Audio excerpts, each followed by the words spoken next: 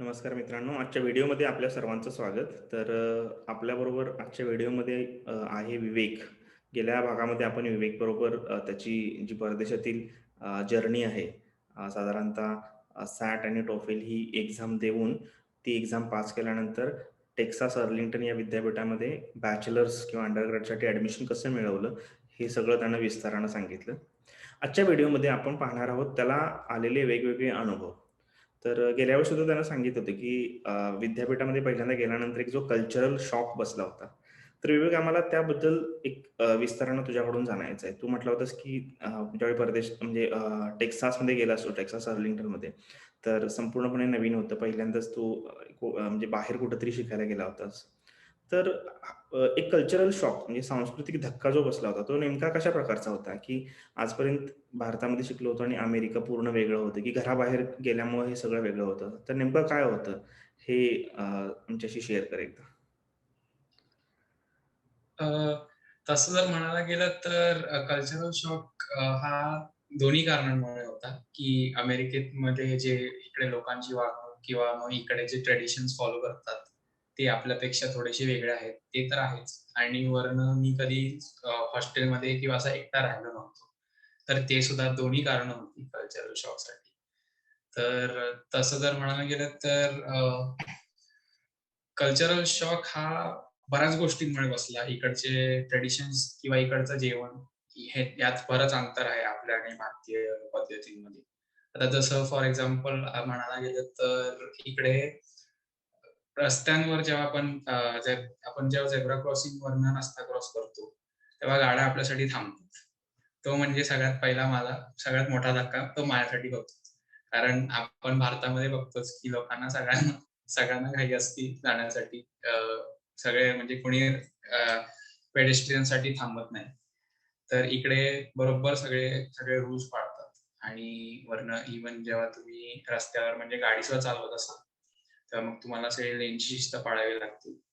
तर बरेचसे रूल्स असतात, बरेचसे सायन्स असतात. ते जर तुम्ही पाळले नाही तर इकडे पोलिसांच्या गाड्या भरपूर म्हणजे रस्त्यांवर असतात. आणि ते बरोबर तुम्हाला म्हणजे जर तुम्ही कुठलं साईन मोडला किंवा काय रूल मोडला, तर मग तुम्हाला ते अ, हे करतात बरोबर थांबवून तुम्हाला जे काय असेल तिकीट देतात. आणि तिकीट पण भरपूर महाग असतं. तर त्यामुळे तो पहिला धक्का बसला मला. कारण इकडे लोकांनी खूप म्हणजे अ, शिस्त पाळून ड्रायव्हिंग करतात. दुसरा म्हणजे इकडे नेमकं टेक्सासमध्ये आल्यामुळे टेक्सास हा भारताच्या मी म्हणेल 3/4 एवढा आहे. अ, म्हणजे टोटल इंडियाचा एरिया जेवढा आहे त्याचा 75% टेक्सासचाच एरिया आहे. आणि पॉप्युलेशन जे आहे ते खूप कमी आहे भारतापेक्षा. म्हणजे मी तर म्हणेल की अ, मुंबईच्या पॉप्युलेशनपेक्षा जवळपास दुप्पट पॉप्युलेशन म्हणजे अख्ख्या टेक्सासचं पॉप्युलेशन. तर त्यामुळे इकडे जागा भरपूर आहे आणि त्यामुळे गर्दी बिलकुल नाही. तर तो अजून एक शॉक बसला, की एवढं मोकळं कसं काय म्हणजे असू शकतं. आपण कुठेही गेलो तर ट्रॅफिक नाही किंवा इव्हन रस्त्यावर तर कोणी दिसतच नाही. अमेरिकेत पब्लिक ट्रान्सपोर्ट सिस्टम ही एवढी काय आपल्या एवढी स्ट्राँग नाहीये. आपली पब्लिक ट्रान्सपोर्ट सिस्टम जास्त डेव्हलप्ड आहे. आणि त्यामुळे इकडे कोणी अ, इकडे बरेच जण गाड्याच वापरतात. ते एक ह्याचं मोठं कारण. त्यामुळे जे कोण आहे ते गाड्यांमध्ये दिसतात. फुटपाथ खाली पडलेले असतात. त्यामुळे तो अजून एक शॉक बसला, की इकडे लोकं तर दिसतच नाहीयेत. सगळ्या गाड्याच गाड्या दिसतायत. आणि त्यानंतर तसं जर म्हणा गाड्यांवरनं आठवलं, की गाड्या ज्या आपल्या असतात, ते इंडियामध्ये जे गाड्या बघायची सवय होती, की चला एक कुठलीतरी अशी थोडी महाग गाडी दिसली, Mercedes किंवा BMW अशी कुठली गाडी दिसली, की लगेच मग असं मान वळायची, की "अरे, ती बघ Mercedes चालली किंवा BMW चालली." कारण मला तर गाड्यांची खूप आवड आहे आणि मी त्यासाठीच मेकॅनिकल इंजिनिअरिंग घेतलं होतं. तर इकडे त्या गाड्या म्हणजे भरमसाठ दिसतात. कारण इकडे नॉर्मल आपले जे मध्यमवर्गीय लोक आहेत त्यांच्याकडे याच गाड्या असतात. आणि त्यामुळे त्या गाड्या म्हणजे सुरुवातीला आल्या-आल्या बघितल्या तेव्हा असं खूप नवल वाटलं, की अरे, हे सगळ्या लोकांकडे असल्या एवढ्या छान-छान गाड्या आहेत. तर ते अजून एक असा मी म्हणेल सुखद धक्का होता. कारण असल्या गाड्या रोज बघायला मिळाल्या मला. आणि नंतर अजून असा कुठला शॉक म्हणायचा झाला तर इकडची लोकं जी आहेत, नेमकं इकडे आपण जनरली अमेरिका जेव्हा म्हणतो किंवा टेक्सास जेव्हा आपण म्हणतो स्पेसिफिकली, तेव्हा टेक्सास म्हटल्यावर लोकांना असं वाटतं की इकडे इकडे वर्णभेद खूप असेल. कारण इकडे त्याची हिस्ट्री आहे तशी. पण इकडे आल्यावर मला कळालं की ते सगळं म्हणजे इतिहासातच जमा आहे. कारण इकडे आल्यावर मी बघितलं की लोकांनी म्हणजे माझा खूप चांगला स्वागत केला. आमच्यासाठी Facebookवर एक ग्रुप बनवला होता खास इकडच्या म्हणजे जुन्या यू-टी-एस स्टुडंट्सनी आणि ते म्हणजे बऱ्याच देशांमधनं होते. आणि त्यांनी आपला ग्रुप बनवला होता. आणि त्यांनी म्हणजे नवीन जे फ्रेशमन लोकं आहेत, जे पहिल्या वर्षी इकडे येतायत, म्हणजे आणि इंटरनॅशनल जे स्टुडंट्स आहेत, त्यांच्यासाठी त्यांनी खास टॅक्सी सेवा केली होती. आणि त्याचा काही म्हणजे त्यांनी पैसे नाही घेतले किंवा काही त्यांनी म्हणजे अ, त्यासाठी त्याच्या बदल्यात त्यांनी काही मागितलं नाही. फक्त त्यांनी एक नंबर मागितला आणि त्यांनी म्हटले, की "आमच्याबरोबर कॉन्टॅक्टमध्ये राहा. काही लागलं तर सांग." तर मला ते खूपच छान वाटलं, की आत्ताच आम्ही म्हणजे भेटलो आणि हे एवढी मदत करतायत आपल्याला. तर ते मला खूप छान वाटलं. इव्हन माझा जो टॅक्सी म्हणजे तो चालवणारा होता, तो इकडचाच अमेरिकनच होता. तर तो पण म्हणजे खूप फ्रेंडली वागला माझ्याशी. त्यामुळे मला ते खूपच छान वाटलं, की अरे इकडची लोकं खूपच नम्र आहेत आणि खूप मदत करतात एकमेकांना. त्यानंतर अजून एक शॉक मला असा बसला, की आमचं जेव्हा ओरिएंटेशन होतं, म्हणजे सुरुवातीला जेव्हा ते सांगतात, की तुमचं म्हणजे पुढे कसं असणार आहे कॉलेजचं आयुष्य. आणि काय म्हणजे काळजी घेतली पाहिजे. त्यासाठी जे ओरिएंटेशन होतात, त्यामध्ये त्यांनी म्हणजे बरचसं त्यांनी अभ्यासाच्या बाबतीत न बोलता त्यांनी कॉलेजच्या लाईफ बाबतीत म्हणजे तुम्ही इकडे कसे म्हणजे राहाल, एस्पेशली जे इंटरनॅशनल स्टुडंट्स आहेत, त्यांच्यासाठी खास वेगळं ओरिएंटेशन होतं, की तुम्ही म्हणजे इकडे आल्यावर तुम्ही कसे पैसे वाचवू शकता किंवा मग तुम्ही इकडे आल्यावर मग तुमच्यासाठी कुठल्या-कुठल्या जागा आहेत. त्यांनी म्हणजे इकडचे भारतीय कुठले रेस्टॉरंट आहेत जवळपास त्यांची सुद्धा नावं सांगितली. तर ते मला खूपच वेगळा अनुभव होता. कारण मी अशी अपेक्षा घेऊन आलो होतो, की आता कॉलेज सुरू होतंय. तर आता थोडं सीरियस व्हावं लागेल, थोडा आता अभ्यास सुरू करावा लागेल. तर नेमकं इकडे आल्यावर ते असं असं कळालं, की अमेरिकेत अभ्यासापेक्षा ते पूर्ण तुमचं जे ओव्हरऑल डेव्हलपमेंट आहे, त्याच्यावर जास्त म हे हे हे करतात काय म्हणतो आपण फोकस करतात आणि त्यामुळे अ, ते मला खूपच म्हणजे असं सुरुवातीला थोडं वाटलं होतं, की अरे आता काय अभ्यासाकडे लक्ष जाणारही नाही, की म्हणजे असंच चालू राहणार आहे, की अशी मजा-गंमतच चालू राहणार आहे पूर्ण 4 वर्ष. पण नाही म्हणजे तो एक चांगला बॅलन्स आहे. मला असं वाटतं, की कॉलेज लाईफ पण म्हणजे नुसताच अभ्यास करून एक मंडेन म्हणजे हे मोनोटोनस होऊन जातं, हं. की मग त्यामुळे ते ते एक चांगला म्हणजे मला एक्सपिरियन्स आला. सगळ्यात मोठा कल्चरल शॉक जर म्हणायचा झाला, तर तो होता जेवणाचा. कारण जेवणाचं आपल्याला भारतीय पद्धतीचं जेवणाची मला पूर्ण म्हणजे 17 वर्ष सवय होती. आणि मला तेव्हाच मग इकडे आल्यावर मग मला प्रत्येक म्हणजे गोष्टीत मला थोडंसं असं वाटत होतं, की ह्यात अजून मसाला पडला पाहिजे होता किंवा यात थोडीशी मिरची घातली असती तर अजून मजा आली असती. तर ते म्हणजे त्यामुळे मग ते ॲडजस्ट व्हायला तिकडे सगळ्यात जास्त वेळ लागला. कारण त्यांचं बरचसं आणि परत इकडे बीफ असतं, पोर्क असतं. तर आपल्याकडे जास्त बीफ आणि पोर्क खात नाही. एस्पेशली महाराष्ट्रीयन लोकांमध्ये आपण जास्तीत जास्त जरी मांसाहार करत असलो, तरी सुद्धा चिकन आणि अंडीपर्यंत आपलं सीमित असतं. जास्तीत जास्त फिशपर्यंत. जास्ती हां किंवा मटण. हां, किंवा मग मटण. तर मग त्यामुळे मग इकडे आल्यावर मग विचारावं लागायचं, की हे कुठलं आहे बाबा? हे कुठला मांस आहे बाबा? हे चिकन आहे का? चिकन नाहीये ना, मग जाऊ दे. मग त्यामुळे पहिला दिवस मी पूर्ण व्हेजिटेरियनच खात होतो ओरिएंटेशनच्या वेळी. कारण मला कळतच नव्हतं की कुठला मांस कुठला आहे. म्हटलं चुकून दुसरं काही खायला नको. त्यामुळे मग तो एक मोठा शॉक होता माझ्यासाठी आणि तो मी म्हणेल की सगळ्यात जास्त ऍडजस्ट होण्यासाठी तोच सगळ्यात डिफिकल्ट असा हे होता, ऍडजस्टमेंट होती. पण अजून एक तसं कल्चरल शॉक जर तसं म्हणायचं झालं, तर इकडे पंखे खूप कमी आहेत. इकडे लोकांकडे म्हणजे प्रत्येक तुम्ही कुठल्याही बिल्डिंगमध्ये जा, कुठल्याही रूममध्ये जा, कुठल्याही घरात जा, पूर्ण घरात सेंट्रलाइज्ड व्हेंटिलेशन असतं. म्हणजे तुमचं आपल्याकडे जसे एसी असतात, त्यांचं एक काय म्हणतो पण एक तर विंडो एसी असतो किंवा स्प्लिट एसी असतो आपल्याकडे आणि तो एकाच रूम पर्यंत सीमित असतो. त्याच्याऐवजी सेंट्रलाइज्ड एसी असतात जे हो. संपूर्ण घरासाठी म्हणजे एअर कंडिशनिंगचं काम करत असतात. हो, जसं आपल्या मॉलमध्ये असतं तसं. Right, right. हां. याच्या व्यतिरिक्त म्हणजे प्रोफेसर्स बरोबर जे काही तुझं बोलणं होतं किंवा प्रोफेसर्स जे आहेत त्यांच्याशी बोलताना तुला काय जाणवलं? म्हणजे आपल्याकडे शिक्षक म्हणजे काय की एकदम पूर्णपणे गंभीर आणि तुम्ही त्यांच्यावर हसी मजाक करू शकत नाही आणि एक साधारणतः त्यांनी ऑर्डर द्यायचं आणि विद्यार्थ्यांनी ऐकायचं किंवा गप्प म्हटल्यानंतर गप्प बस वगैरे, जास्त बोलू नकोस, अशा प्रकारचं वातावरण. तर तिकडं तुला काय दिसलं? नेमकं अशाच प्रकारचे प्राध्यापक आहेत, की काय आहे नेमकं? हां, प्रोफेसर्सचं बरं आलं तुम्ही म्हटलं.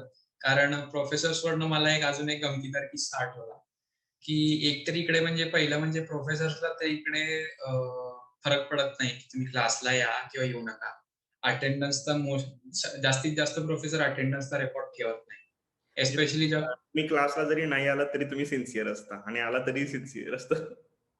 हो. म्हणजे पण त्यांचं आपल्याकडचं असं रेप्युटेशन लक्षात घेऊन सांगतोय मी.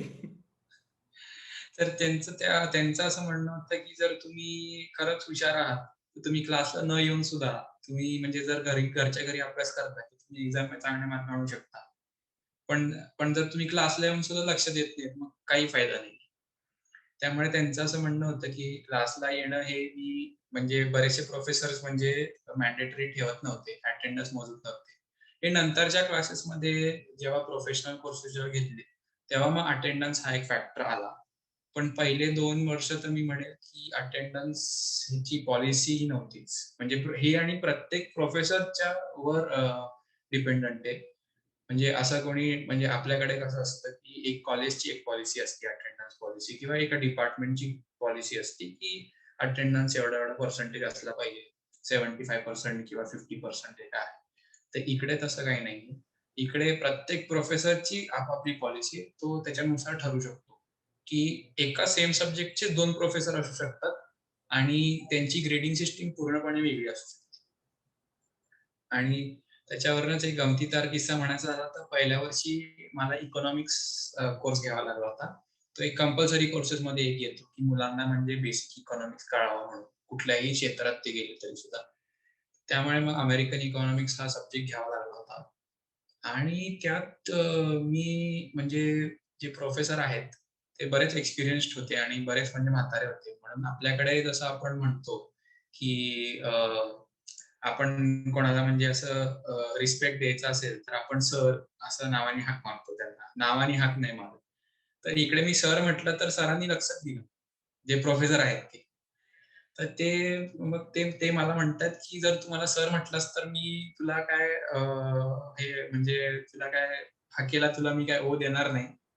तू फक्त मला नावाने हाक मारायची." तेव्हा मला ते खूपच म्हणजे हे वाटलं होतं, की अरे आपण सरांना कसं नावाने हाक मारणार? खूप ऑकवर्ड वाटलं असेल, की हो. तर तेच म्हणजे सरांचं नाव रॉजर वेअर होतं. तर त्यांना मी मिस्टर वेअर पण म्हणायचो, तर त्यांना ते सुद्धा नाही आवडायचं.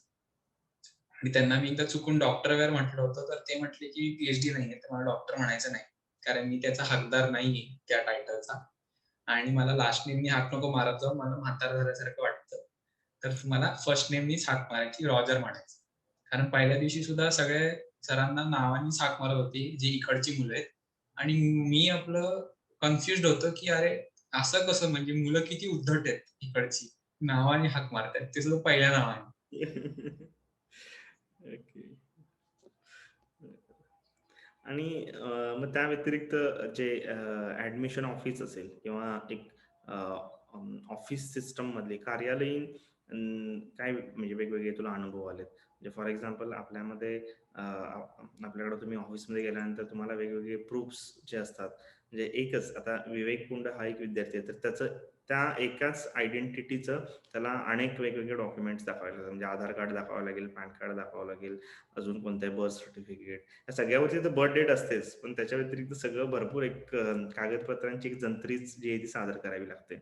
परत मग ते मार्क लिस्ट, परत त्याच्यावरती डेट ऑफ बर्थ पाहिजे, परत ते अटेस्ट, असं बरंच काय-काय असतं. तर हे कसं होतं म्हणजे तू तिथं पोहोचलास आणि मग तुला त्यानंतरच्या ज्या प्रोसेसेस करायला लागल्यात, त्या प्रोसेसेस कशा होतात? ईझी होतात का? की तिथं तुला असं काय वाटलं, की "अरे हां, हे तर खूप छान आहे" किंवा "हे वेगळं आहे पूर्णपणे. हे सोपं आहे" किंवा "हे आपल्याकडं खूप सोपं आहे आणि इथं गुंतागुंतीचं आहे." असं काही वाटलं का तुला?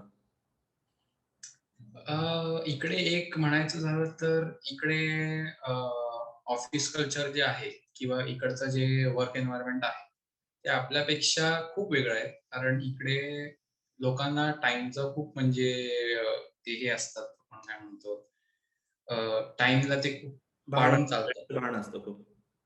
हो, कारण त्यांना म्हणजे असं त्यांचं ऑफिस जेव्हा सुरू होतं, तेव्हा त्यांचं ऑफिस बरोबर म्हणजे तेव्हा सगळे असतात तिकडे आणि जेव्हा ऑफिस बंद होतं, तर तुम्ही नंतर म्हणजे तुम्ही 1 मिनिटं जरी लेट आले, तरी सुद्धा तुम्हाला ते आत घेणार नाही आणि तुम्हाला सर्व्हिस कुठली जी असेल ती देणार नाही.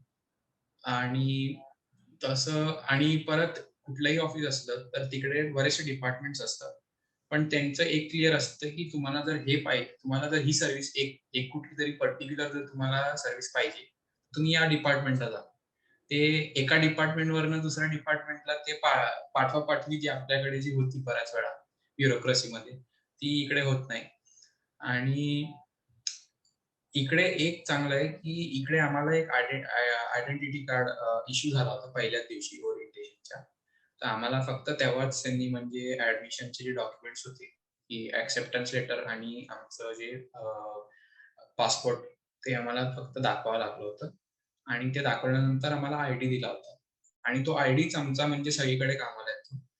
तो आयडी म्हणजे असा आहे, की तो तुम्हाला जे आपले हॉस्टेल आहेत किंवा किंवा अपार्टमेंट्स आहेत. तिकडे दरवाज्यांना कार्ड ॲक्सेस आहे. तर तुम्ही समजा तिकडे तुमचं जर लीज असेल, तुमचं कॉन्ट्रॅक्ट असेल, एका रूमसाठी किंवा एका अपार्टमेंटसाठी, तर तुमचं ऑटोमॅटिकली ते आयडीला ते हे करतात, अलाऊ करतात आणि मग तुम्ही त्या रूममध्ये एंटर करू शकता. जसे आपले बरेचसे हॉटेल्स जे असतात 3 स्टार हॉटेल किंवा 5 स्टार हॉटेल, त्यांना कार्ड स्वाईप असतं इंडियामध्ये सुद्धा. तसंच इकडे सुद्धा आहे. आणि तेच आयडी परत तुम्ही समजा एक्झाम देताय, तर तुम्हाला तेच आयडी दाखवावं लागतं प्रोफेसरला आणि तोच आयडी तो as a proof of identity वापरतात. इव्हन जर तुम्ही आता कुठल्या कॅम्पसवर ट्रान्झॅक्शन करताय, तुम्ही समजा पुस्तकं विकत घेताय किंवा तुम्ही जेवणाला जाताय, तर तुम्ही ते कार्डमध्ये तुम्ही पैसे तुमच्या आयडी तुमचा आयडी एक डेबिट कार्ड म्हणून सुद्धा काम करतो. तुम्ही त्यात म्हणजे समजा किती थोडे पैसे टाकले, तर तुम्ही पुस्तकं ऑन कॅम्पस जी आहेत, जी इकडे आता ऑन कॅम्पस म्हणजे बुक स्टोअर सुद्धा आहे. तर तिकडे तुम्ही जाऊन म्हणजे तेच तुमच्या आयडीनीच तुम्ही पैसे भरू शकता. ते तुम्हाला असं वेगळं काय हे पैसे इकडे द्यायची गरज नाही. आणि ते जनरली कॅशलेसच असतं. म्हणून ते कार्ड म्हणजे ते त्या कार्ड बरंच उपयोगी ठरतं.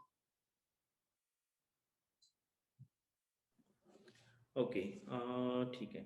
मग त्यानंतर आता ज्यावेळी पोहोचल्यानंतर मग एक सुरुवातीला सुरुवातीचा पहिला आठवडा असेल, सुरुवातीचा पहिला महिना असेल. याच्यामध्ये मग युनिव्हर्सिटीकडून नेमकी मदत कशी झाली? काय-काय म्हणजे आणि ती जी मदत केली तर म्हणजे कसा एक आविर्भाव काय काय होता? की म्हणजे तुम्ही त्या मदतीसाठी तुम्हाला अगदी म्हणजे असं प्रत्येक ठिकाणी तुम्हाला रिक्वेस्ट करावी लागत होती किंवा की म्हणजे अगदी ते युनिव्हर्सिटीचं स्वतःचं काम आहे. इतक्या कॅज्युअलपणे हे सगळं चालत होतं. म्हणजे जसं की उदाहरण द्यायचं झालं तर बऱ्याचदा म्हणजे काय होतं की फॉरेन युनिव्हर्सिटीज जसे विद्यार्थी त्यांच्या कॅम्पसमध्ये येतात, तर पहिल्यांदा त्यांना त्या लोकल किंवा त्या देशामधलं जे काही सिम कार्ड वगैरे आहे ते त्यांना देत असतात. तर म्हणजे एवढं साधं, सोपं किंवा सहज त्यांनी ही गोष्ट लक्षात घेतलेली असते, की विद्यार्थी परदेशातून आलेला आहे आणि त्याला कम्युनिकेट करणं गरजेचं आहे. मग ते कम्युनिकेशन लोकल कम्युनिकेशन असेल किंवा त्याच्या घरी कम्युनिकेशन करणं गरजेचं असेल. तर हे लक्षात घेतलं जातं आणि त्यानुसार ती मदत त्या विद्यार्थ्याला केली जाते. तर अशा प्रकारच्या अजून कोणकोणत्या वेगळ्या गोष्टी सांगता येतील आणि ते सगळं करत असताना सर्वसाधारणपणे परदेशी विद्यापीठांचा एक असा आविर्भाव असतो, की हां, हे म्हणजे आमचं कर्तव्य आहे.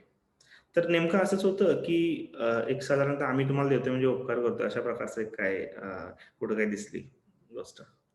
अ, म्हणजे असं तर मला बिलकुल पण वाटलं नाही, की म्हणजे ते आमच्यावर उपकार त्यांनी आम्हाला असं जाणवू पण दिलं नाही.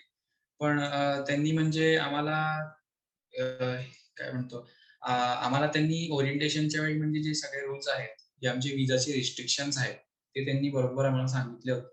आता अमेरिकेत तसं जर म्हणायचं झालं तर बऱ्याचशा कंट्रीज जे आहेत, जशी कॅनडा आहे किंवा इव्हन युरोपमध्ये सुद्धा बरेचसे जे कंट्रीज आहेत, जशी जर्मनी आहे.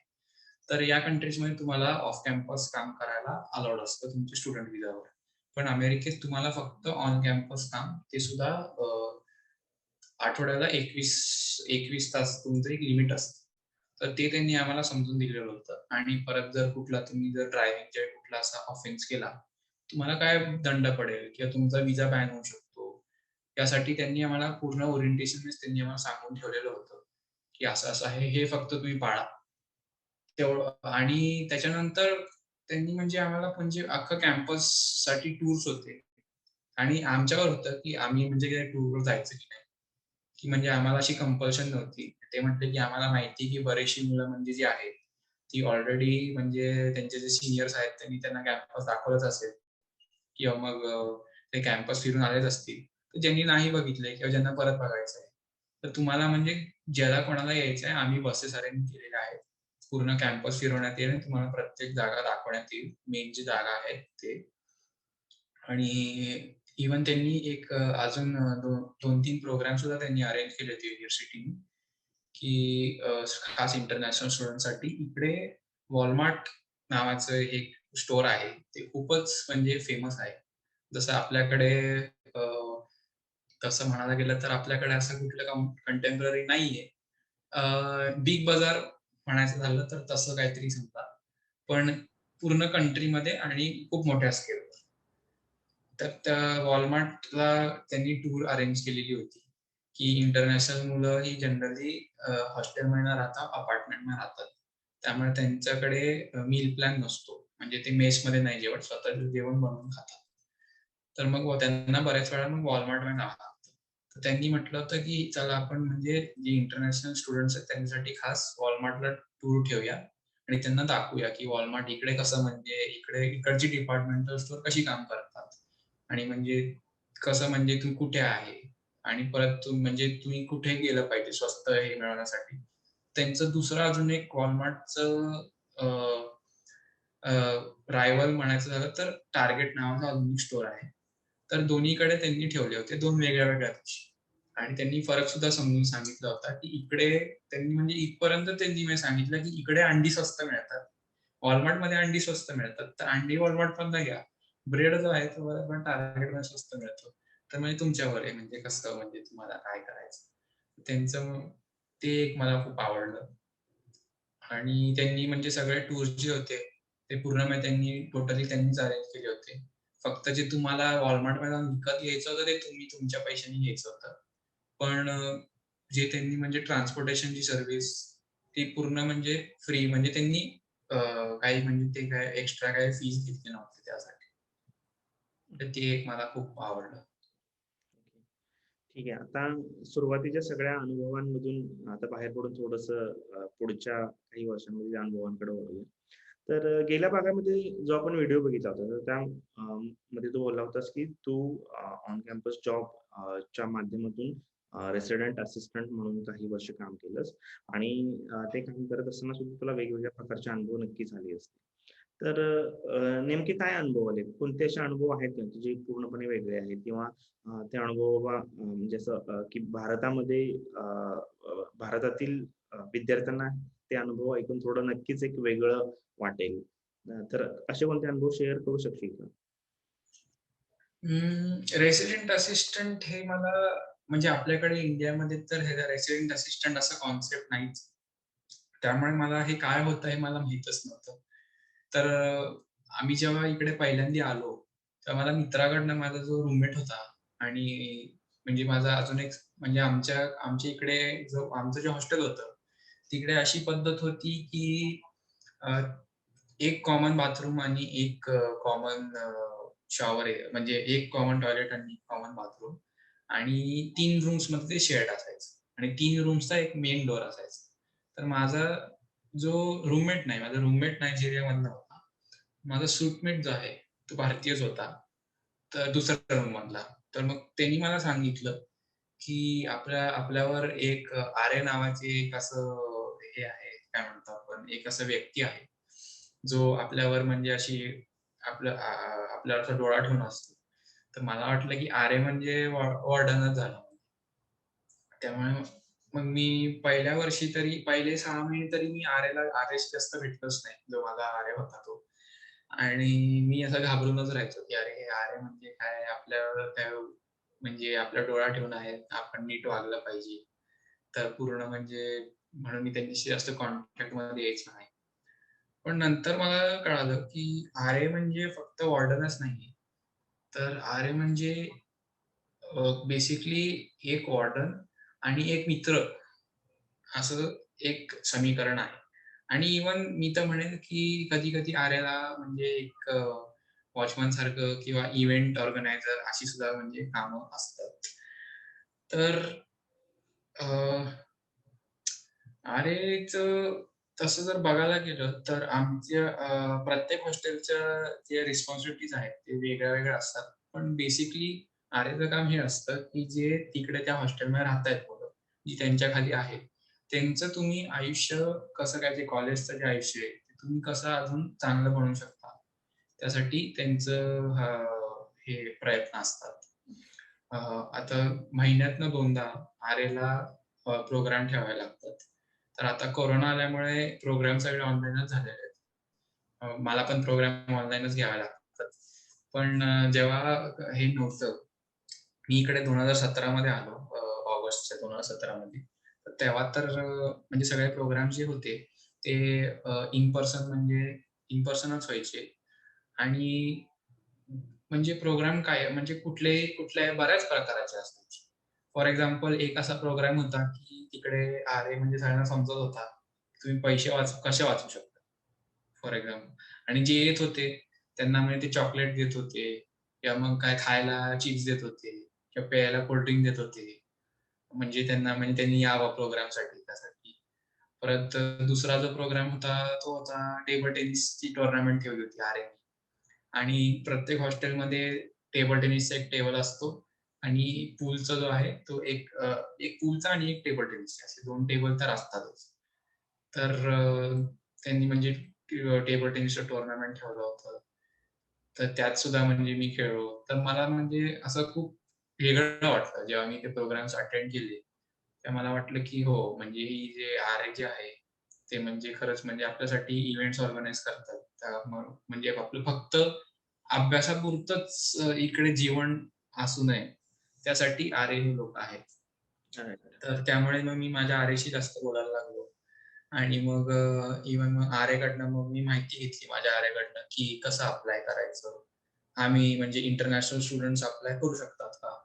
तर ह्याची रिक्वायरमेंट एवढीच आहे, की तुम्ही फक्त 1 वर्ष ऑन कॅम्पस राहायला पाहिजे. तर तुम्ही दुसऱ्या वर्षापासून आर-ए होऊ शकता. आणि हे मला असं वाटतं हा फक्त एकच जॉब आहे, ज्याला तुम्हाला म्हणजे एक अशी प्रायर रिक्वायरमेंट आहे. बाकीचे सगळे जे जॉब्स आहेत ऑन कॅम्पसवर ते तुम्ही आल्या-आल्या बऱ्याच वेळा अप्लाय करू शकतात. तर मग मी आर-एसाठी मग अप्लाय केलं, इंटरव्ह्यू दिला. नंतर मी सिलेक्ट नाही झालो आर-एसाठी पहिल्यांदा. कारण म्हणजे त्यांना वाटलं, की त्यांना म्हणजे त्यांनी मला प्रश्न विचारले होते आणि माझा एक मित्र जो ऑलरेडी आर्य होता, त्यांनी मला नंतर सांगितलं, की तुझे जे 1-2 उत्तरं होते, ते थोडेसे म्हणजे म्हणजे तू थोडा त्यांना कळालं, की तू थोडासा घाबरलेला होतास. त्यामुळे त्यांनी म्हणजे तुला ते म्हटले, की आर्यला कसं एक कॉन्फिडंट असावं लागतं, कारण तो एक एका प्रकारचा लीडर आहे. जे त्याच्या खाली जे लोकं आहेत, त्यांचा एक रोल मॉडेल असतो, एक लीडर असतो. त्यासाठी म्हटलं की तुला थोडं कॉन्फिडंट व्हावं लागेल. म्हटलं की ठीक आहे, मग बघू पुढच्या वेळी ट्राय करू. पण पुढच्या वेळी ट्राय करायचं म्हटलं तर 2018च्या ऑगस्टमध्येच ट्राय करावं लागलं असतं. मी अप्लाय केलं होतं फेब्रुवारी 2017 मध्ये. 2018 मध्ये. फेब्रुवारी 2018 मध्ये. म्हणजे मी पुढच्या सेमिस्टरसाठी असं आपण अप्लाय करतो. तर मग म्हटलं की ठीक आहे, आपण आता भारतात मग म्हणजे सुट्टीला समर व्हॅकेशनला जाऊया आणि परत आल्यावर परत ट्राय करूया. आणि गंमत काय झाली की मी आलो परत आणि मी इकडे म्हणजे इंडियामध्येच असताना मला मेल येतो की आमच्याकडे एक वेकन्सी ओपन झालेली आहे. तर जॉइन व्हायचंय का? कारण मी इकडे इकडे त्यांचं कसं असतं, इकडे कोणी रिजेक्ट होत नाही. इकडे वेट लिस्टवर जातात लोकं. आणि ते मला खूप आवडलं कारण इव्हन जेव्हा त्यांनी रिजेक्शन मेल सुद्धा पाठवला, त्यांनी असं नाही म्हटलं की तू रिजेक्ट झालेला आहेस. त्यांनी फक्त म्हटलं की तू आता वेट लिस्टवर आहेस. जर वेकन्सी ओपन झाली तर तुला आम्ही नक्की कॉन्टॅक्ट करू. आणि मी असं पकडून चाललो होतो की नाही, मी रिजेक्टच झालेलो आहे. आता काही आशा नाही. तर परत अप्लाय करावा लागेल. नाहीतर आपल्याला दुसरीकडे बघावं लागेल. तर मला जुलैमध्ये मला अजून लक्षात आहे, मला डेट सुद्धा लक्षात आहे. 10 जुलै 2018 तेव्हा मी पुण्यामध्ये बसलो होतो, टीव्ही बघत होतो आणि तिकडनं मला म्हणजे असा मेल आला आणि मी असंच बघितलं आणि माझ्या वडिलांचं आणि माझं डिस्कशन चालूच होतं, की कारण आम्ही कॅल्क्युलेशन करून ठेवलं होतं, की कधी म्हणजे असं एज्युकेशनल लोन घ्यायची गरज पडेल. कधी कधी म्हणजे वडिलांची सेव्हिंग्ज संपतील म्हणजे एज्युकेशनसाठी जे साठवून ठेवले होते ते. आणि त्यामुळे मग मी जेव्हा तो मेसेज बघितला, तेव्हा मी पहिला म्हणजे पप्पांनाच दाखवलं, की बघा आता म्हटलं हे जर असं जर आहे, तर माझं जेवणाचा आणि राहण्याचा खर्च जो आहे, तो पूर्णपणे त्याची काळजी घेतली जाईल आणि फक्त जी आहे ट्युशन फीस भरावी लागेल. त्यामुळे वडील पण खुश होते आणि मी सुद्धा म्हणजे सगळे माझ्या घरात खुश होते. तर मग मला फक्त एक करावं लागलं, की जे मी रिटर्न तिकीट काढलं होतं. कारण रिटर्न तिकीटच स्वस्त पडतं.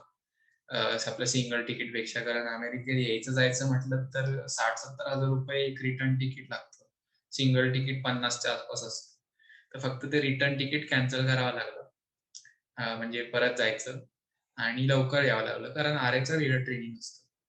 त्या ट्रेनिंगमध्ये सुद्धा आम्हाला अ, त्या ट्रेनिंगमध्ये म्हणजे आम्हाला असं शिकवलं जातं, की इकडचे कल्चर्स कसे आहेत, इकडची मुलं कशी वागतात, या वयातली मुलं कशी वागतात, मग तुम्ही त्यांच्याशी कसं वागलं पाहिजे. समजा कोणी म्हणजे कोणाला कमी मार्क पडलेत आणि ते उदास आहेत, कसं ओळखायचं आणि त्यांच्याशी कसं बोलायचं, त्यांना कसं म्हणजे तुम्ही तुमचं त्याचं जे आहे त्यांना कसं तुम्ही एन्करेज करायचं. यासाठी आम्हाला मेन हे ट्रेनिंग असायचं. आहे आणि ते आमचा म्हणजे तो मेन भाग आहे, की स्टुडंट्सला कशी तुम्ही स्टुडंट्सला कसं आयुष्य, कॉलेज लाईफ कसं चांगलं ठेवायचं. बाकीच्या पण गोष्टी आहेत छोट्या-छोट्या. जसे वॉचमन असतात ड्युटीवर, तसं आर-ए सुद्धा म्हणजे ड्युटीवर असतात.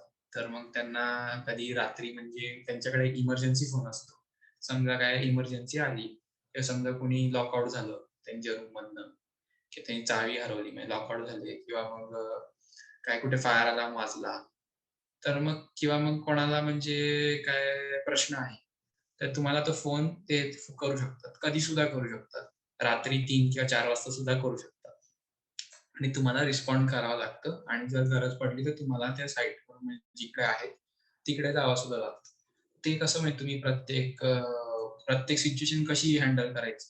कोणाला पहिला फोन करायचा? म्हणजे पोलिसांना करायचा, तुमच्या बॉसला करायचा, कोणाला करायचं? आणि मग त्याचं कसं मग ते पुढे कसं मग तुम्ही हँडल कराल? किंवा मग तुम्हाला समजा क्लिनिंग इन्स्पेक्शन करायचं आहे. आम्हाला इकडे क्लिनिंग इन्स्पेक्शन सुद्धा करावे लागतात. तर मग क्लिनिंग इन्स्पेक्शन करायचं, मग त्याची पद्धत कशी? ह्याचं सगळं ट्रेनिंग होतं. आणि ते तर झालं आणि त्यानंतर मग आम्हाला अ, मुलांसाठी हे पण बनवावे लागायचे बुलेटिन बोर्ड जे असतात. ते आम्हाला म्हणजे कसे म्हणजे तुम्ही चांगले बनवायचे.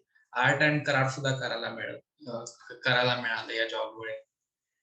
तर ते बुलेटिन बोर्ड करायला लागायचे. मग प्रत्येकासाठी मग वेगळं आपापल्या पद्धतीने डोर डोर डेकोरेशन करायचं. म्हणजे नेम नेम प्लेट हे करायची. त्यांच्या दरवाज्यावर लावायचं. ते म्हणजे ते करावं लागलं. आणि मला पहिलं वाटलं, की हे खूपच जास्त काम असेल. पण नंतर असं कळालं, की हे काम खूप म्हणजे मला छान वाटलं हे काम करताना. कारण जेव्हा मुलं आली, तेव्हा सगळी मुलं म्हणजे मला अशी म्हणजे जसं मी होतो, माझ्या आरेला घाबरायचो. तशी बरीचशी मुलं मला पण घाबरायची. तर मला खूप भारी वाटायचं. चला आपलं पण आता हे आहे इकडे, रुतबा आहे आपल्या इकडे, आपली चालते इकडे. आपली पोझिशन आहे. आपली पोझिशन आहे, आपल्याला मान देतायत सगळे. असं खूप असं गर्व गर्व वाटायचं, की अरे, इकडची अमेरिकन मुलं आपल्याला सुद्धा असं मान देतायत, असं खूप छान वाटायचं. पण नंतर मग मला ते गंमत वाटायला लागली त्याची. आणि नंतर मग मीच सगळ्यांना म्हणायला लागलो, की "अरे मला मीच मीच मग मी जो होतो, जो कोणाला मी माझ्या प्रोफेसरला जे प्रोफेसर मला म्हटले होते, की मला सर नको म्हणू. मला पहिल्या नावाने हाक मार." ती माझ्यावर सुद्धा वेळ आली. मी सुद्धा मुलांना म्हटलं, "मला सर नका म्हणू. मी काही सर नाहीये. मी तुमच्याच वयाचा मी एक स्टुडंटच आहे. मला तुम्ही पहिल्या नावाने हाक मारा." आणि तेव्हा मग सगळी मुलं कम्फर्टेबल झाली. आणि मग आमचे पण प्रोग्राम व्हायचे, त्या प्रोग्रामला यायला लागले. तर प्रत्येक मुलाचं वेगळे-वेगळे म्हणजे ते प्रॉब्लेम असायचे किंवा काय असायचं, तर ते घेऊन यायचे माझ्याकडे. तर मग मी त्यांना सॉल्व्ह करून द्यायचो. आमचे स्टडी अवर्स पण असायचे. तर स्टडी अवर्स म्हणजे तुम्ही कम्युनिटीमध्ये कॉमन एरियामध्ये बसून अभ्यास करताय. तर तिकडे बऱ्याच वेळा मग मुलं यायचे आणि बऱ्याच जणांना मॅथ्समध्ये म्हणजे थोडंसं म्हणजे डाऊट असायचे. तर माझा मॅथ्स म्हणजे त्यांच्या तुलनेत चांगला असल्यामुळे मला त्यांना समजवायला मिळायचं, की चला हे असं म्हणजे तुम्ही डिफरन्शिएशनची पद्धत अशी आहे, इंटिग्रेशनची पद्धत अशी आहे. तर तेव्हा पण खूप छान वाटायचं, की चला मुलं पण म्हणजे आपल्याला रोल मॉडेल म्हणून बघतायत, आपल्याकडे येतायत मदत मागायला. ते खूप छान वाटायचं. मग बरीचशी मुलं मग प्रोग्राममध्ये आली तर मी त्यांना म्हणजे काय दिलं, तर ते बऱ्याच वेळा माझ्यासाठी सुद्धा काहीतरी घेऊन यायचे. त्यांच्या घरची पदार्थ घेऊन यायचे आणि मला सुद्धा खाऊ घालायचे. तर ते मला खूपच छान वाटायचं. की आपल्याला म्हणजे ते मित्रच समजतात. आपल्यासाठी म्हणजे जेवण घेऊन येतात किंवा आपल्याला त्यांची स्टोरीज सांगतात. तर एक असं वेगळंच आमचं म्हणजे नातं असं झालं होतं, की तेव्हा मला कळालं, की हे जे आर-एचं जे जॉब आहे, तो मी जसं समजत होतो सुरुवातीला, की एक वॉर्डनच असेल आणि मुलं त्याला घाबरत असतील, असं बिलकुल नव्हतं. मुलं म्हणजे म्हणजे त्यांनी म्हणजे मी त्यांचं म्हणजे माझं तर कामच आहे, की त्यांचं आयुष्य कसं म्हणजे मी चांगलं बनवायचं. पण ते सुद्धा माझं आयुष्य म्हणजे त्यांनी माझ्या आयुष्यात एक भर घातली माझ्या कॉलेज लाईफमध्ये. समृद्ध कारण बनव. हो. कारण त्यांचं म्हणजे कसं आमचे बरेचसे असे गमती-जमती व्हायचे. आम्ही म्हणजे मी आणि नंतर इकडे आल्यावर मी टेबल टेनिस पण शिकलो. जसं मी तुम्हाला सांगितलं, की माझ्या आईने सुरुवातीला मी जेव्हा आलो होतो तेव्हा टेबल टेनिसची टुर्नामेंट ठेवली होती. तेव्हा मला बिलकुल येत नव्हतं टेबल टेनिस खेळता आणि मी हरलो होतो पहिल्याच राउंडमध्ये. तर मला खूपच म्हणजे असं वाटलं होतं, की आपण पण शिकावं, आपण पण म्हणजे खेळता यावं आपल्याला. आणि मला आवडला होता तो गेम. तर मी शिकलो आणि जेव्हा मी आरे झालो, तोपर्यंत मी चांगला खेळायला लागलो होतो. तर मग मी एक टेबल टेनिस ट्यूसडे असं मी ठेवलं होतं. तर दर ट्यूसडेला आमची टुर्नामेंट व्हायची. मी एक छोटंसं काहीतरी मग त्यांना युनिव्हर्सिटीच्या तर्फे एक मग द्यायचो. त्या युनिव्हर्सिटीचा शर्ट द्यायचो. मग आमच्यामध्ये फ्रेंडली रायव्हलरी व्हायची. मग आम्ही खेळून मग एकमेकांना मग चिडवायचो. मग ते असं खूप म्हणजे असे गमती-जमती व्हायचे आमचे. परत मी आता आमची डे शिफ्ट पण असायची. तर आम्हाला म्हणजे रात्री 8 ते 10 अशी फ्रंट डेस्कवर आम्हाला बसावं लागायचं. तर तिकडे बसल्यावर मग मुलं यायची, मग गप्पा मारायची. मग ते म्हणा मग ते मग ते मग त्यांचं मग काय झालं, त्यांचा दिवस कसा गेला, हे स्वतःच सांगायची. तर अशा म्हणजे बऱ्याच गोष्टी झाल्या माझ्या आरएच्या म्हणजे एवढ्या करिअरमध्ये. अजून सुद्धा सुरू आहे, पण आता कोविडमुळे एक रिस्ट्रिक्शन आली आहे, की सगळं ऑनलाईनच झालेलं आहे. पण तरी सुद्धा कोणाला जर काही प्रश्न असला, तर ते मला ईमेल करतात किंवा मग मला फोन म्हणजे समजा मी ऑन कॉल म्हणजे ऑन ड्युटी असेल, तर मला फोन तर येतातच. तर हे सगळं तर चालूच राहतं आणि त्यामुळे मग अजून सुद्धा म्हणजे चांगलं वाटतं, की म्हणजे कोणाला काही प्रश्न असला, कोणाला डाउट असलं किंवा मग कोणाला काही शेअर जरी करायचं असलं, तरी सुद्धा ते मला कॉन्टॅक्ट करतात. ओके. मग ह्या आरेच्या संपूर्ण प्रवासामध्ये तुला आलेले काही एकदम वेगळे असे अनुभव, की हे अनुभव म्हणजे मी शेअर करेन? आरेच्या ह्याच्यात असे अनुभव म्हणजे आरेचं एक पॉलिसी त्याला एक म्हणजे जे रूल्स आहेत, ते सुद्धा म्हणजे वॉर्डनचं काम सुद्धा करावं लागतं आरेला. कारण त्यांना म्हणजे डिसिप्लिन हा मेंटेन करायचाच असतो. डिसिप्लिन म्हणजे असं नाही, की सगळे म्हणजे रात्री 10 वाजता झोपा किंवा मग 2 वाजेपर्यंत घरी या. इकडे तसं काही नाहीये. इकडे फक्त आम्हाला म्हणजे जे स्टाफ आहे त्यांना कर्फ्यू असतो. पण रेसिडेंट्स जे आहेत, जी मुलं आहेत, स्टुडंट्स आहेत, त्यांना काही कर्फ्यू नाहीये. त्यांना जेव्हा पाहिजे तेव्हा ते म्हणजे रूममध्ये असू शकतात, रूममध्ये नसू शकतात. त्यांना काही रिस्ट्रिक्शन्स नाहीयेत. म्हणजे बरीचशी मुलं जी आहेत ती दुसऱ्या शहरात राहतात. कधी वीकेंडला आई-वडिलांकडे जाऊन येतात. तर त्यामुळे त्यांना म्हणजे असं काही रिस्ट्रिक्शन आपल्याला नाहीये इकडे युनिव्हर्सिटी. आणि त्यामुळे एकदा काय झालं, की माझा एक रेसिडेंट होता. तर तो तो नेमका काय झालं, की त्याची आई होती ती घाबरली होती, की हा कुठे गेला? कारण हा फोन उचलत नाही. तर हा फोन उचलत नाही म्हटल्यावर त्यांनी पोलिसांना फोन लावला. जे युनिव्हर्सिटीचे जे पोलीस आहेत त्यांना फोन लावला. हं. आणि युनिव्हर्सिटीच्या पोलिसांनी ऑफ मग मला फोन लावला. कारण मी इकडे काम करतो आणि नेमकं मीच ऑन ड्युटी होतो. तर मग मला कॉल आला. तर मग पोलीस म्हणतात, की "जाऊन चेक करून ये, कुठे आहे तो?" तर मीच गेलो तिकडे चेक करायला त्याच्या रूममध्ये. तर म्हणजे रूमचा दरवाजा वाजवतोय. तर रूममेटनी दरवाजा उघडला आणि तो आतमध्ये झोपलाय. त्याचा फोन बंद आहे. तर मी त्याला उठवलं. म्हणतो, "अरे तुझी आई फोन करतीये, तू फोन चार्ज कर आणि फोन कर आईला" म्हटलं. तर तो सुद्धा असा हबकला. मग तो सुद्धा मग मी आणि रूममेट हसतोय, की "बघ तू मी पूर्ण पोलिसांपर्यंत गेला" म्हटलं, "फोन चार्ज ठेवत जा" म्हटलं. तर मग ती एक गंमत झाली. त्यानंतर एकदा काय झालं, की माझा एक मित्र आहे. माझा रेसिडेंट नाहीये तो, पण म्हणजे मी त्याला ओळखतो पहिल्या वर्षापासून. इकडचाच आहे, अमेरिकन सिटिझन आहे. तर तो सायकलमध्ये तो खूप म्हणजे त्याचं सायकलचं दुकान आहे आणि त्याला म्हणजे त्याला म्हणजे सायकलची खूप आवड आहे. चांगल्या महागड्या-महागड्या सायकल तो चालवतो. तर मी एकदा म्हणजे असंच सायकल मी नुकतीच घेतली होती आणि नेमकं काय झालं, की गिअरची सायकल मी कधी पहिली वापरली नव्हती. मला ती कशी वापरायची ह्याच्यापासून मला सगळं त्यांनी समजावलं. आणि एकदा काय झालं, की माझी सायकलची चेन जी आहे ती उतरली आणि गिअरच्या सायकलवर ती चेन परत हे करणं खूप अवघड असतं. म्हणजे आपली नॉर्मल सायकलचं सारखं म्हणजे एवढं सोपं नसतं कारण तिला बरेच गिअर असतात. बरेचसे त्याला स्प्रॉकेट असतात. तर मग ते कुठल्या ह्याच्यात घालायचं ते मला कळतच नव्हतं आणि चेन पण म्हणजे ते गिअरमध्ये माझं बोट अडकत होतं. तर माझा मित्र नेमका तिकडनं तो पास होत होता आणि तिने बघितलं मला. तर तो आला माझ्याकडे आणि तो म्हटला, की "चल मी तुला करून देतो." आणि मला तेव्हा खूपच छान वाटलं. कारण तेव्हा आम्ही एवढे चांगले मित्र नव्हतो. आणि त्यांनी म्हणजे असं रस्त्यात जाता-जाता मला फक्त बघणं आणि मला येऊन त्यांनी एवढं थांबून त्यांनी स्वतःहून त्याच्या हातानी म्हणजे ते चेनला ते पूर्ण तेल असतं. ते स्वतःचे हात त्यांनी मळून घेऊन ती माझी सायकल नीट करून दिली. ते मला खूपच म्हणजे छान म्हणजे मला ऑलमोस्ट भरूनच आलं, राइट. की आणि एवढा म्हणजे हे पण अगदी जास्त ओळख नसताना. हो. म्हणजे माझी पहिल्याच वर्षीची गोष्ट. कारण मी सायकल इकडे म्हणजे कॅम्पसवर लागतीच. कारण ही युनिव्हर्सिटी असल्यामुळे प्रत्येक बिल्डिंग थोडी-थोडी लांब असते आणि तोच म्हणजे जर तुम्ही चालत-चालत गेले, तर समजा तुमचा क्लास लगेच दुसरा क्लास नंतर असला, तुम्हाला थोडंसं धावपळ करावी लागते. त्यामुळे म्हटलं सायकल घेऊन ठेवूया. त्यामुळे पहिल्याच वर्षी मग आल्यानंतर 2-3 महिन्यानंतर सायकल घेतली होती. हं. अ, अमेरिकेमध्ये वावरताना तिथल्या जे स्थानिक रहिवासी आहेत, लोकल्स यांच्याबरोबर काही तुझा संबंध आला का? किंवा त्यांच्याबरोबर काही तुला अनुभव आलेत का? हो.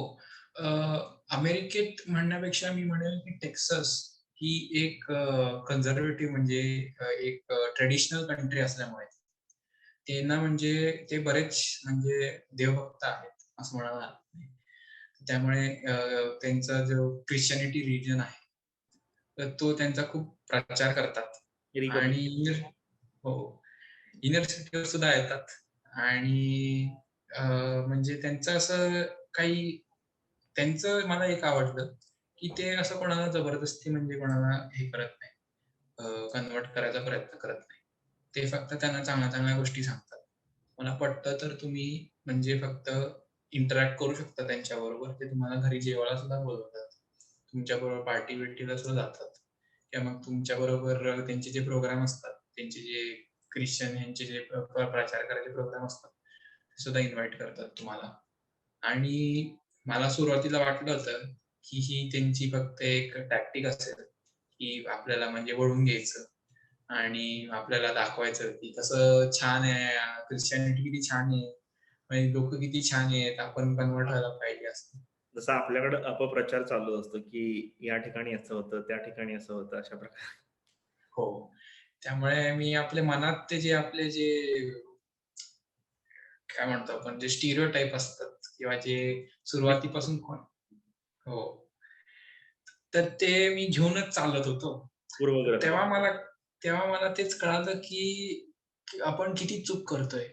की तुम्ही मला जसं मागच्या इंटरव्ह्यूमध्ये म्हटले होते, की काय अनलर्न करावं लागेल. हं. तर अनलर्न ही करावं लागलं. मेन गोष्ट मला अनलर्न ही करावी लागली, की आपण लोकांविरुद्ध जे आपण जे पूर्वग्रह. आपले हो, पूर्वग्रह जे पाळतो आपण, ते आपण नाही केलं पाहिजे. कारण आपले बरेचसे पूर्वग्रह चुकीचे ठरतात. आपण जे विचार घेऊन चाललेलो असतो, ते आपण जे दुसऱ्यांकडनं किंवा तिसऱ्या लोकांकडनं जे ऐकलेलं असतं, त्याच्यावरनं आपले पूर्वग्रह निर्माण निर्माण होतात. निर्माण आणि आपली एक त्यामुळे फर्स्ट हँड इन्फॉर्मेशन नसते. आपण भारतामध्ये असताना आपल्याला जी बरीचशी माहिती मिळते, ती सेकंड हँड, थर्ड हँड किंवा बऱ्याचदा काय होतं, की म्हणजे आपण म्हणतो ना अशी एक फ्लोई म्हणजे ओढत-ओढत, वाहत-वाहत आलेली इन्फॉर्मेशन आपल्याला मिळत असते. तर त्यामुळं नेमकी ती म्हणजे किती रिलायबल असते हे एक खरंच तो एक वेगळाच प्रश्न आहे. तर त्यामुळं त्या इन्फॉर्मेशन वरती रिलाय करण्याऐवजी मला वाटतं तुझे जे प्रत्यक्ष अनुभव असतील, ते प्रत्यक्ष अनुभव अगदी त्यावेळी तुला म्हणजे खरंच विचार करायला भाग पाडणारे असतील. हो, हो. तेच मग ते म्हणजे मी त्या जो माझा एक जो जो मला माणूस भेटला होता, त्याच्या विरुद्ध सुद्धा मी हे अशीच पूर्वग्रह धरून चाललो होतो, की हा वरवर सांगतोय, की मी काय तुला काय कन्व्हर्ट करायला लावणार नाही. पण तो हे वरवर छान असायचं आडंबर रचून आपल्याला म्हणजे त्यात खेचत जाईल. पण असं बिलकुल झालं नाही. आणि तो मला म्हणजे जेवायला बोलवायचा किंवा मग आम्ही जेवायला म्हणजे एकत्र बाहेर सुद्धा जायचो. की त्याच्या म्हणजे त्याची फॅमिली आहे. त्या फॅमिली बरोबर त्यांनी ओळख करून दिली. मग त्याची फॅमिली सुद्धा मग समजा मला काय लागत असलं तर ते फोन करायचे, की "तू कसा आहेस? बरा आहेस ना?" किंवा मग माझी एक अशी एक मी एका प्रकारे तो माझा एक फॅमिली फ्रेंड असा तो आमचं एक रिलेशनशिप झालं. तर त्यामुळे कधी पण म्हणजे त्याचे कोण त्याचा मुलगा सुद्धा माझ्याच वयाचा होता. तर तो कॅलिफोर्नियामध्ये शिकत होता. तर तो कधी आला, तर मग मला फोन करायचा, की "अरे माझा मुलगा आलाय, त्याला भेट." आणि मग आम्ही भेटायचो. मग समजा मग कुठे देवाला आम्ही मग बाहेर जायचो. आणि इकडे एक पद्धत अशी आहे, की तुम्ही जर जेवायला बाहेर जात असाल, तर तुम्ही असं धरून चालणार नाही, की जो तुम्हाला घेऊन जातोय तो तुमचं बिल भरणार आहे. इकडे प्रत्येक जण आपापलं बिल स्वतः भरतो. राइट. अनलेस काहीतरी खूप मोठा म्हणजे समजा कोणाला नोकरी लागली असेल किंवा मग कोणाचा वाढदिवस असेल, तरच जे आहे ती तुम्ही तेवढी अपेक्षा ठेवू शकता. नाहीतर मग इकडे एकत्र जेवायला जाणं म्हणजे एकच जण बिल भरतो असं नाही. असं नाहीये. तर इकडे मग मला तेच त्या त्या माणसाने म्हणजे मला त्याने खूप मदत सुद्धा केली. त्याने मला दाखवलं, की "हे बघ तू इकडे जाऊ शकतोस किंवा मग इकडे तुला चांगलं म्हणजे काय म्हणतात, ही इकडचं Walmartची जी ब्रांच आहे, ती जास्त चांगली. इकडे व्हरायटी जास्त आहे. तुला तिकडे घेऊन जातो." मग आम्ही तिकडे गेलो. मग एकत्र म्हणजे मग शॉपिंग केलं किंवा काय किंवा मग त्यांनी नवीन कुठलं तरी जे सिटी आहे, की आज आम्ही आर्लिंग्टनमध्ये आहे.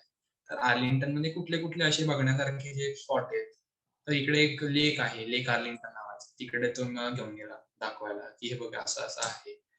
तर एका प्रकारे म्हणजे मला खूप असं छान वाटलं आणि नेमकं काय झालं, की पहिल्या वर्षाच्या एंडला तो जर्मनीला शिफ्ट होणार होता. आणि मग मला घरी बोलावलं. ती सगळे फॅमिली होती. त्याची 2 मुली आहेत त्याला आणि 1 मुलगा जो मी म्हटलं ऑलरेडी तो आहे. तर त्यांनी म्हणजे मला सगळे भेटले. माझे फोटो-बिटो काढले आणि मग त्यांनी मला म्हणजे अशी 2-3 अशी म्हणजे पुस्तकं दिली. 2-3 पुस्तकं म्हणजे काय मला बायबल त्यांनी दिलं नाही.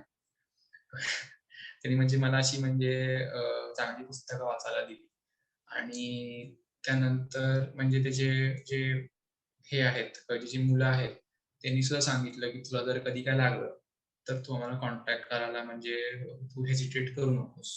कधी पण काय म्हणजे प्रॉब्लेम आला, तर फक्त आम्हाला तू कॉन्टॅक्ट कर. तर त्यामुळे मग मला ते खूपच म्हणजे छान वाटलं, की अशी अशी लोकं आहेत. जगात अशी लोकं आहेत, की तुम्हाला फक्त कॅम्पसवर भेटतात. त्यांना फक्त ते म्हणजे तुम्हाला जो आहे, मी त्याला मित्रच म्हणतो त्या माणसाला आता.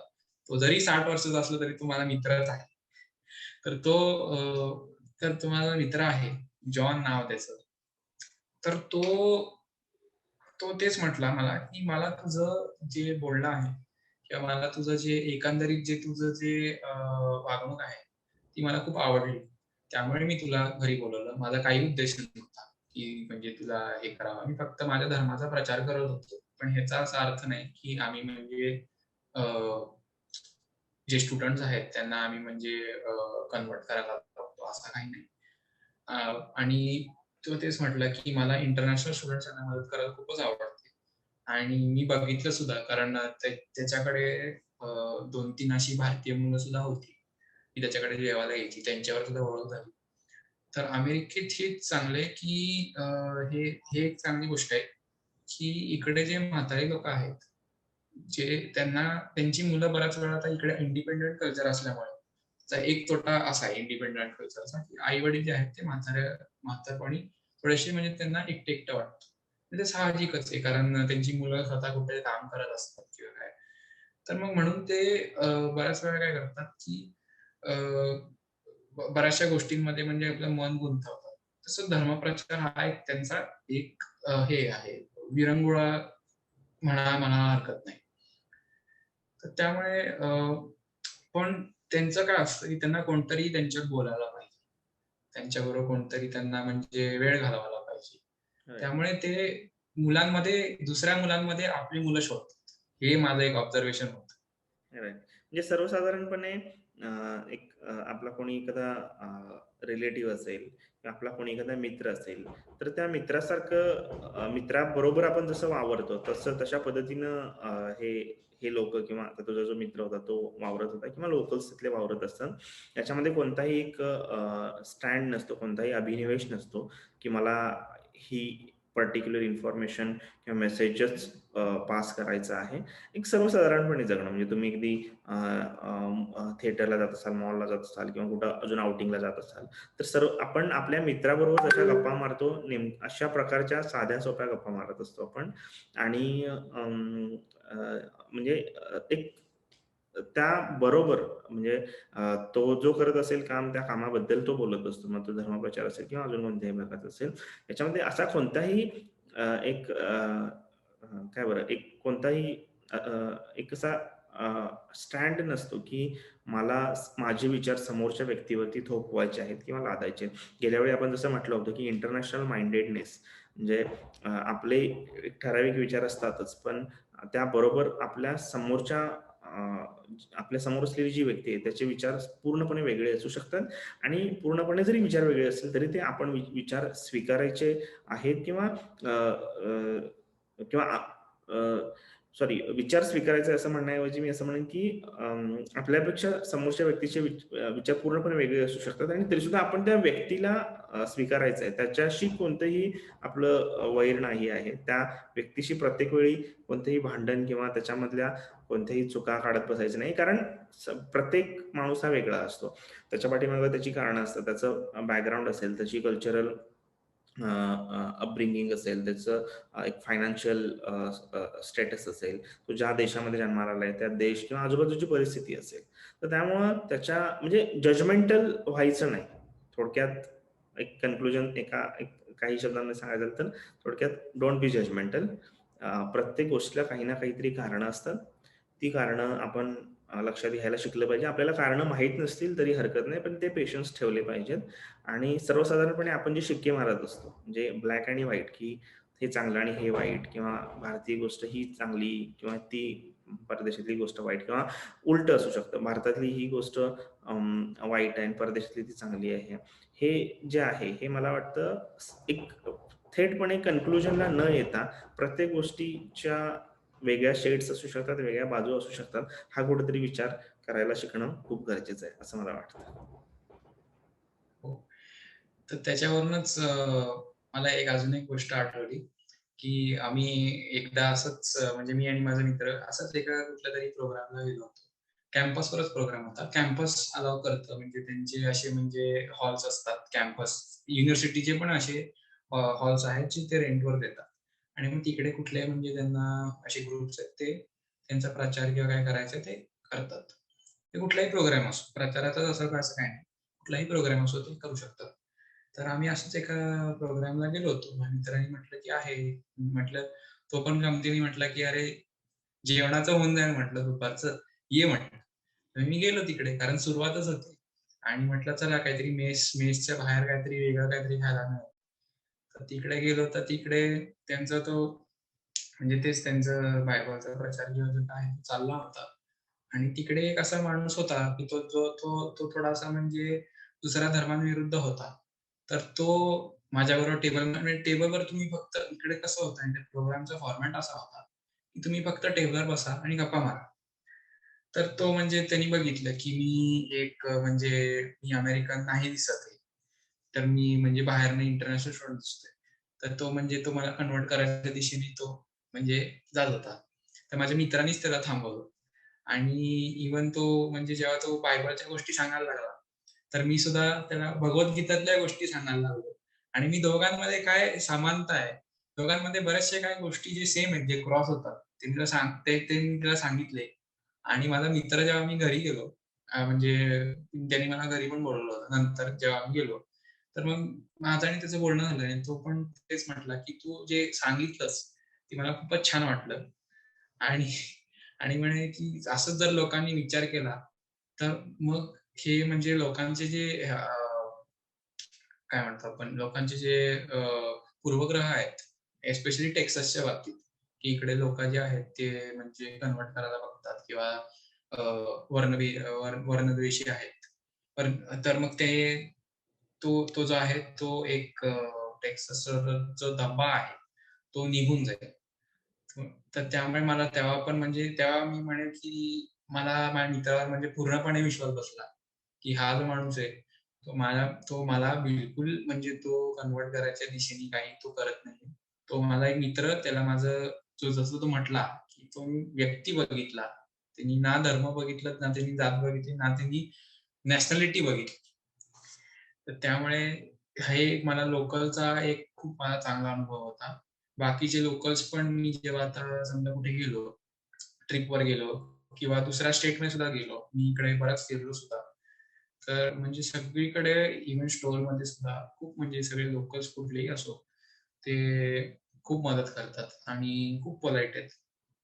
आणि आपलं एकंदरीत म्हणजे त्यांना जर त्यांनी बघितलं, की कोण अमेरिकन नाहीये, तर ते अजून तुमच्याशी चांगलं वागतात. कारण त्यांना त्यांच्या देशाची जी इमेज आहे, त्यांना ती अजून उंचवायची आहे. त्यामुळे ते त्या दिशेने ते पावलं उचलतात. ओके. तर सर्वसाधारणपणे म्हणजे अ, अ, आपण अ, जो एक आपला इंटरनॅशनल माइंडेडनेस असेल किंवा आपले जे विचार आहेत, तर ते विचार जसे आपले वेगळे आहेत, तसेच समोरच्या व्यक्तीचे सुद्धा असू शकतात. हे जे अंडरस्टँडिंग आहे, हे अंडरस्टँडिंग तिथे येणाऱ्या विद्यार्थ्यांचं असू शकतं आणि तिथल्या लोकांचं सुद्धा आहे. तर ही नक्कीच एक चांगली भावना आहे आजच्या नेमक्या अ, बदलत्या काळामध्ये, की जिथं हे अंडरस्टँडिंग कुठेतरी लूज होत चाललेलं आहे, की माझ्यापेक्षा वेगळ्या विचारांचा आहे, याचा अर्थ तो माझा विरोधी आहे, माझा शत्रू आहे. हा विचार कुठेतरी एक सध्या वाढत चाललेला असताना, अशा विचारांचे व्यक्ती आजूबाजूला आढळतात आणि अमेरिकेसारख्या देशामध्ये ते आहेत आणि तर हे नक्कीच एक चांगली गोष्ट आहे. नक्कीच एक सुखद म्हणावी अशी गोष्ट आहे. तर याच नोटवरती आपण इथं थांबूया. मी हेच म्हणेन, की आजच्या संपूर्ण भागाचा जो एक कन्क्लुडिंग थॉट असेल, तर तो हा होता, की अ, आपल्यापेक्षा वेगळ्या विचारांची लोकं असू शकतात आणि अ, विचार जरी वेगळे असतील, तरी आपण आपल्यापेक्षा वेगळ्या विचारांची व्यक्ती असू शकतात. या गोष्टीवरती आपण त्यांना स्वीकारायचं आहे. आपला विचार त्यांच्यापेक्षा वेगळा असेल, तर गरज नाहीये की आपला विचार त्यांनी स्वीकारला पाहिजे, त्यांचा विचार आपण स्वीकारला पाहिजे. फक्त त्याचं अस्तित्व जे आहे ते आपण मान्य केलं पाहिजे, की ठीक आहे, तो पूर्णपणे वेगळा आहे. जसं आपण आहोत, वेगळे प्राणी आहेत.